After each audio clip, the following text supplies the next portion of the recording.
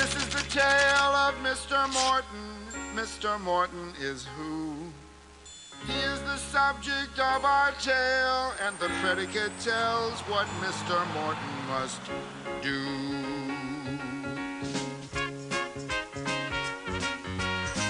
Mr. Morton walked down the street. Mr. Morton walked. Mr. Morton talked to his cat. Mr. Morton talked. Hello, cat. You look good. Mr. Morton was lonely. Mr. Morton was. Mr. Morton is the subject of the sentence, and what the predicate says he does. Mr. Morton knew just one girl. Mr. Morton knew. Mr. Morton grew flowers for Pearl. Mr. Morton grew. Mr. Morton was very shy. Mr. Morton was. Mr. Morton is the subject of the sentence, and what the predicate says he does. The subject is a noun. That's a person, place, or thing. It's who or what the sentence is about. And the predicate is the verb. That's the action word that gets this subject up and out. Mr. Morton wrote Pearl a poem.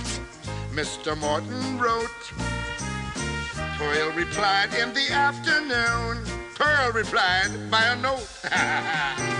Mr. Morton was very nervous.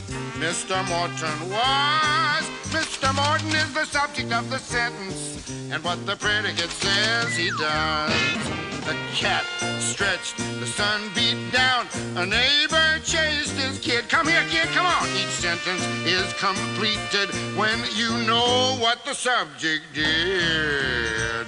Mr. Morton knocked on her door. Mr. Morton knocked. Mr. Morton sat on her porch. Yes, he just sat there and rocked. Mr. Morton was a nervous man. When she opened up the door, he ran. Mr. Morton climbed up his stairs. Mr. Morton climbed. Mr. Morton rhymed pretty words. Mr. Morton rhymed. Mr. Morton was lonely. Mr. Morton was, until Pearl showed up with a single rose. Who says women can't propose? Now Mr. Morton is happy, and Pearl and the cat are too.